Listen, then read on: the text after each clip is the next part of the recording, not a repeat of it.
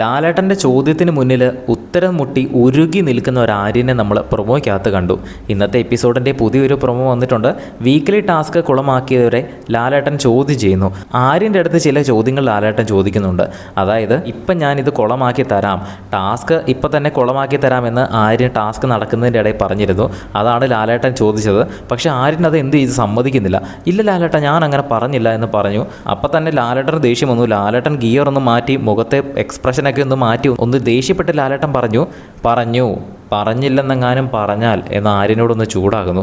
അപ്പം തന്നെ ആര്യൻ അവിടെ നിന്നങ്ങ് ഉരുകുവാണ്. ഈശ്വര, ഇത് പെട്ടല്ലോ, എനിക്കിട്ടുള്ള ഒരു പണിയാണല്ലോ ഇതെന്ന് ആര്യന് മനസ്സിലായി. ആര്യൻ നോർമലി ഇതുപോലെയൊക്കെ കേട്ട് കഴിഞ്ഞാൽ തർക്കുത്തരം പറയുന്ന ആളാണല്ലോ.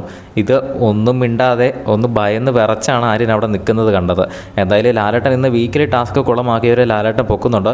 പക്ഷേ കട്ടക്കലിപ്പൊന്നുമല്ല, വളരെയധികം വിഷയങ്ങൾ വീട്ടിൽ സംഭവിക്കുമ്പോൾ ലാലേട്ടൻ ഇതുപോലെ കട്ടക്കലിപ്പിൽ വരുന്ന ഒരു പ്രൊമോ ആണ് വരുന്നാറുള്ളത്. പക്ഷേ ഇത് അത്രയ്ക്ക് ദേഷ്യപ്പെടുന്നൊന്നുമില്ല. അടുത്ത പ്രൊമോ ഉടൻ തന്നെ വരുന്നതായിരിക്കും. അതിൻ്റെ അപ്ഡേറ്റുകൾ ലഭിക്കുന്നതിനായിട്ട് ചാനൽ ഒന്ന് സബ്സ്ക്രൈബ് ചെയ്യുക.